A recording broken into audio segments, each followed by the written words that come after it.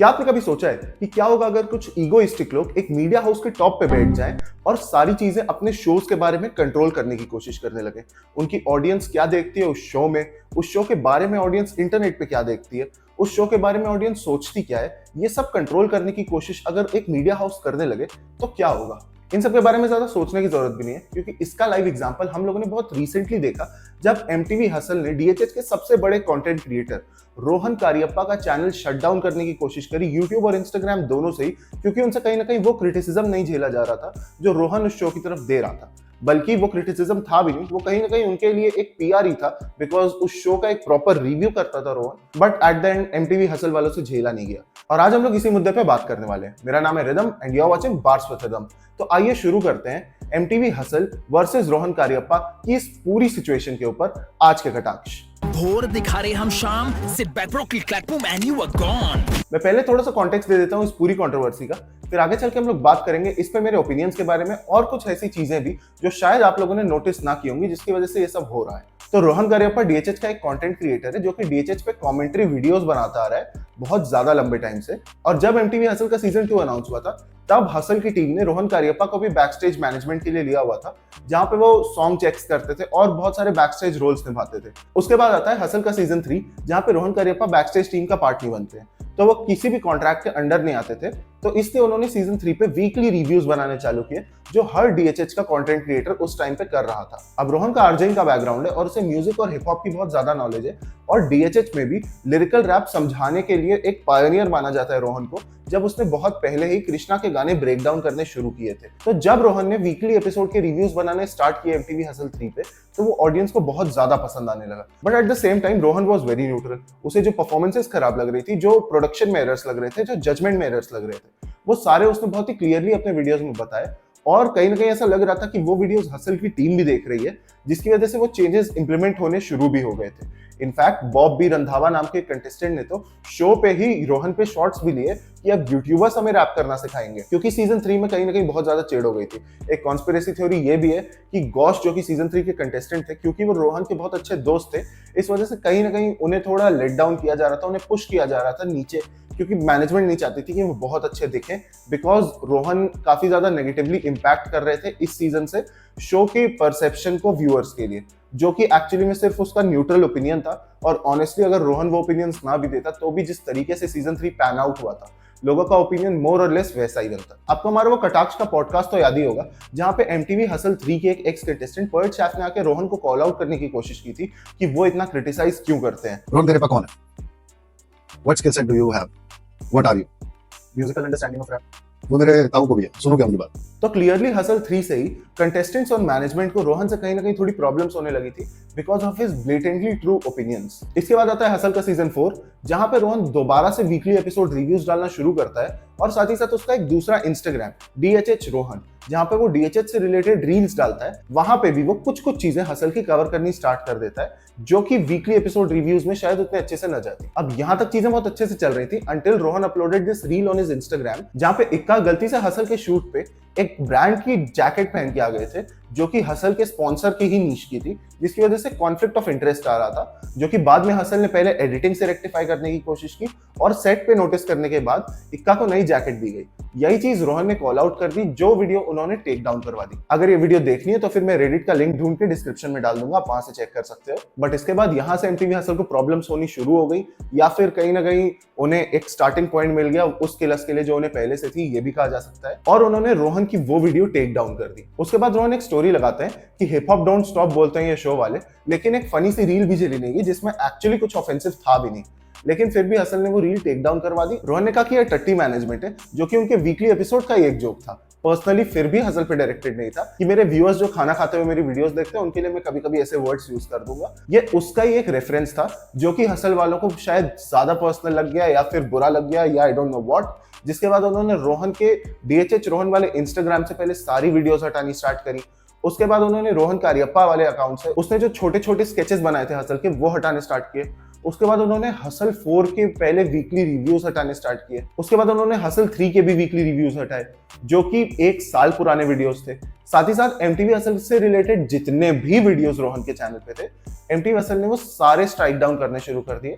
जिसकी वजह से स्ट्राइक का काउंट अराउंड 50 हो गया आई थिंक। अब आज की डेट में ये स्टेटस है कि इतनी सारी कॉपीराइट स्ट्राइक्स की वजह से रोहन कारयप्पा का यूट्यूब चैनल 7 दिसंबर को यूट्यूब शेड्यूल कर चुका है डिलीट करने के लिए, अनलेस हसल वो स्ट्राइक्स वापस ले ले। Tend to kumpo देखो fake हो तुम तो take crutches to limp on as strong like king। अब जब ये पूरी चीज हो रही थी तो डीएचएस कम्युनिटी भी शांत बैठ के देख नहीं रही थी। जब सीजन 3 में एक स्टेटमेंट पे इतनी ज्यादा हेट आ सकती है पोएट शेफ की तरफ because Rohan is so respected in the community, तो इस बात पे कि रोहन का चैनल ही उड़ रहा है तो बहुत ज्यादा आउटरेज आ गया हम सारे लोगों से डीएचएच कम्युनिटी में। और इसका मेन रीजन ये था कि किसी को भी एक्सपेक्टेड नहीं था कि एक इतनी बड़ी कंपनी एक कंटेंट क्रिएटर के छोटे छोटे वीडियोस से या फिर वीकली एपिसोड रिव्यू से इतना ज्यादा इनसिक्योर हो जाएगी कि वो चैनल डिलीट करने जैसी हरकतें भी करने लगेंगे, जो कि ऑब्वियसली ना कंपनी की इमेज के लिए अच्छा है और एक्सपेक्टेड तो कहीं से भी नहीं है इतने बड़े मीडिया हाउस से। अब मैं यहाँ पे एक छोटा सा चेंज पॉइंट आउट करना चाहता हूँ जो कि इस चीज से शायद रिलेटेड भी हो सकता है शायद नहीं, I leave that up to you guys. तो जिस हफ्ते ये पूरी कंट्रोवर्सी हुई उसी वीकेंड हसल के एपिसोड्स एयर हुए जियो सिनेमा ऐप पे और उनके परफॉर्मेंसेस लाइव गए। लेकिन इस बार जो रेगुलर चैनल था जिसपे सीजन 2 से ही सारे परफॉर्मेंसेस लाइव जा रहे थे, कानफोड़ म्यूजिक, उस पे नहीं गए बल्कि सारेगामा लेबल, जो लेबल इस सीजन हसल को बैक कर रहा है, उसके चैनल पे जाने स्टार्ट हो गए। अब ये एक मैनेजमेंट चेंज भी हो सकता है जिसकी वजह से ये सब हुआ, but at the same time ये दोनों एकदम ही नॉन रिलेटेड चीजें हो सकती हैं। बट ये चीज मैंने नोटिस की तो मैंने यहाँ पे मेंशन करना जरूरी समझा। अब एज अ कंज्यूमर आप सोचो या फिर एज अ मीडिया कंपनी भी, तो क्या आपको लगता है इतनी बड़ी मीडिया कंपनी को एक रील पे ऑफेंड हो जाना चाहिए था या फिर टट्टी मैनेजमेंट जैसे वर्ड पे ऑफेंड होकर इतने बड़े स्टेप्स लेने चाहिए थे? अब ये कहीं ना कहीं एक पूरे तरीके से ईगोटिस्टिकल डिसीजन है जो कि इन लोगों ने रोहन पे सिर्फ वेंट किया है बिकॉज मीडिया हाउसेस ऐसे ही सोचते हैं कि TV audience will remain unaffected from the controversies जो कि वो बैक स्टेज करते हैं या फिर जो वो इंटरनेट पे करते हैं। फॉर एग्जाम्पल बिग बॉस जब एयर होता है तो फिर बहुत बार ऐसा होता है कि बिग बॉस की मैनेजमेंट से लोग खुश नहीं होते, इंटरनेट पे आउटरेज दिखाते हैं, बट बिग बॉस फिर भी वो चेंज नहीं करता है बिकॉज टीवी ऑडियंस को उससे खास फर्क नहीं पड़ता। बट हसल वालों को ये रियलाइज नहीं हुआ कि a good chunk of audience जो उन्हें टीवी पे भी देखती है is actually a part of DHH community, या फिर वो बहुत ही अच्छे से फॉलो करते हैं डीएचएच कम्युनिटी को, स्पेशली रोहन कारयप्पा को। तो this outreach got out of their hands which I am sure they didn't expect, जिसके बाद हिप हॉप के मीम पेजेस, हिप हॉप के दूसरे content creators, all of them came together and took a stand for Rohan Kariappa. ये एक बहुत ही heart warming चीज भी थी देखने के लिए कि डीएचएच एक कम्युनिटी जिसको इवन डीएचएच ऑडियंस भी मानती है कि थोड़ी सी टॉक्सिक है कहीं ना कहीं, वो रोहन कारयप्पा के लिए एक साथ आई। मेन स्ट्रीम रैपर्स जैसे कृष्णा 47 इन लोगों ने भी स्टोरीज लगाई, meme pages did their own rolls, और कहीं ना कहीं इस पूरी कंट्रोवर्सी को एंड करने की हर किसी ने अपने लेवल पे अच्छे से कोशिश की।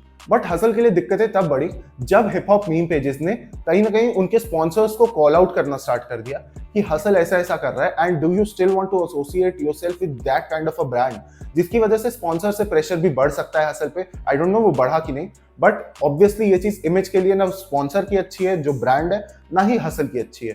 साथ ही साथ एक बहुत ही पेटी सा मूव हसल ने चलने की कोशिश की कि वो 300 रुपए में पेड ट्वीट्स कराने चाहते थे, रियल हिप हॉप या असली hip hop on hustle type का, जहां पे वो दिखाना चाहते थे कि हम लोग हिप हॉप प्रमोट कर रहे हैं, क्योंकि ऑडियंस को कहीं ना कहीं ये समझ आने लगा था कि ये हिप हॉप प्रमोट नहीं कर रहे हैं, this is all a business.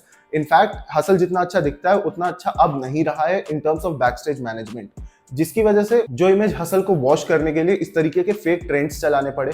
साथ ही साथ ट्विटर पे डीएचएच कम्युनिटी ने Rohan Kariappa, shame on MTV hustle ऐसे हैशटैग्स भी ट्रेंड कराने शुरू कर दिए थे, जिसकी वजह से हसल पे बहुत ज्यादा प्रेशर एक साथ पड़ने लगा। ये पेड कैंपेन वाली बात लीक होना, स्पॉन्सर्स को कॉल आउट करना, इनफैक्ट शो के जो जजेस भी हैं रफ्तार, इक्का, रागा, ईपीआर, ये 4 लोग तो आई एम श्योर रोहन से बहुत ज्यादा कनेक्टेड है, तो इन्होंने भी बैक स्टेज टीम से बात की होगी। इनफैक्ट कुछ सोर्सेस तो ये भी कह रहे थे कि दोनों में आर्ग्यूमेंट हो गया था इक्का और हसल की मैनेजमेंट में। I don't know how true that is, but कहीं ना कहीं सारे ही लोगों ने बैक स्टेज एमटीवी हसल की टीम से बात की, जो कि एक बहुत ही अच्छी बात थी। जिसके बाद रफ्तार केम लाइव ऑन इंस्टाग्राम येस्टरडे, जब मैं शूट कर रहा हूँ तब से, और रफ्तार ने बहुत सारी बातें बोली जिससे मैं कुछ पे एग्री भी करता हूँ, कुछ पे डिसएग्री भी करता हूँ, but at the end of the day अब लगता है कि ये पूरी कंट्रोवर्सी सॉर्ट हो सकती है।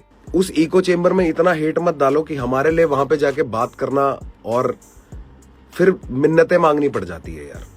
अभी हम बात कर रहे हैं, है ना? तो जो चीज रफ्तार ने बोली जिससे मैं सबसे ज्यादा डिसएग्री करता हूँ कि इतना आउटरेज मत दिखाओ कि हमें सिफारिश करनी पड़ जाए, अभी हम लोग बात करते हैं, तो इसका एक बहुत सिंपल सा रीजन ये इतने आउटरेज का कि अगर इतना आउटरेज ना होता और स्पॉन्सर्स को कॉल आउट ना किया जाता, ये कैंपेन वाली चीजें लीक ना होती, तो फिर शायद इस चीज पे पूरी कोई एक्शन भी ना होता। अगर सिर्फ जजेस जाके नॉर्मली बात करते और कम्युनिटी कोई आउटरीच ना दिखाती, तो आई डोंट थिंक ये कंट्रोवर्सी इतनी बड़ी होती, जिसकी वजह से एमटीवी हसल तैयार होती एक स्टेप बैक लेने के लिए। अब इसकी लीगल सराउंडिंग्स क्या है उस बारे में किसी को भी कोई आइडिया नहीं है, but let's see how things pan out. एक चीज जो रफ्तार ने कही है जो कि पूरी डीएचएच कम्युनिटी को थोड़ी सी होप दे रही है, वो ये है कि फाइनल फैसला डीएचएच के फेवर में ही होगा, विच आई होप मीन्स कि रोहन का चैनल डिलीट ना हो। अब ये चीज देखने वाली होगी बिकॉज 7 दिसंबर में 2 या 3 दिन ही बचे हैं अब, तो we'll have to see all of that. If by any chance MTV Hustle की मैनेजमेंट से कोई ये वीडियो देख रहा है तो मैं सिर्फ ये कहना चाहता हूँ कि हम लोग एक्चुअली में आपका फ्री पीआर ही कर रहे होते हैं और कभी भी शो के लिए कोई हेट नहीं डाल रहे होते हैं। हम लोग यूजुअली जजिंग में जो एरर्स हुए जजेस से, जो परफॉर्मेंस में एरर्स हुए कंटेस्टेंट से, उनको ही क्रिटिसाइज करते हैं या फिर जो चीजें पॉजिटिव हुई हैं उनके ही बारे में अच्छी बातें करते हैं, जिसकी वजह से ओवरऑल शो कैसा पैकेज होता है वो खुद जनता के दिमाग में प्रेजेंट होता है। बट कोई भी डीएचएच कंटेंट क्रिएटर कोई भी पर्सनल हेट नहीं रखता है एमटीवी हसल से या फिर किसी भी जज या कंटेस्टेंट से वहां पे बैठे हुए।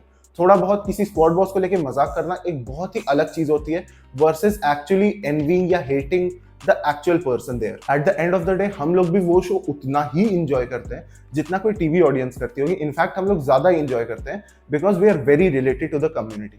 और जब वहां पे हिप हॉप सही से रिप्रेजेंट नहीं होता है तो कभी कभी हम लोग थोड़े ओवर क्रिटिकल भी हो जाते हैं, बट आई थिंक एक इतना बड़ा शो चलाने के साथ that is something that you'll have to make peace with. At the end of the day, the whole DHH community stands with Rohan Kariappa and I'm sure कि ये इशू MTV हसल भी बहुत ज्यादा अच्छे से हैंडल करेगा एंड रोहन का चैनल डिलीट नहीं होगा because it is very important to the community. So on that note I end the video here. Try करना कि इस वीडियो को ज्यादा से ज्यादा शेयर करो because this is a very important time, और मैं चाहता हूँ कि इसमें से कुछ पॉइंट्स जो हैं जो कि एक्चुअली सोशल मीडिया पे भी अभी उतने दिख नहीं रहे हैं वो लोगों तक पहुंचे। आई डोंट नो इस वीडियो को लाइक करना, अगर कंटेंट अच्छा लगा उस सिचुएशन में तो कुछ लाइक डिसलाइक करने जैसा है नहीं, बट अपने ओपिनियंस कमेंट जरूर कर सकते हो। चैनल को सब्सक्राइब कर लेना यार प्लीज। और हाँ, अगर पॉडकास्ट का शौक है तो फिर मेरे पॉडकास्ट चैनल कटाक्ष को जरूर से सब्सक्राइब कर लेना, बहुत ही अच्छे अच्छे पॉडकास्ट आते हैं। अगर कोई गेस्ट भी हो दिमाग में डीएचएच से रिलेटेड तो कमेंट कर सकते हो। So with that signing off, thank you so much for joining me guys.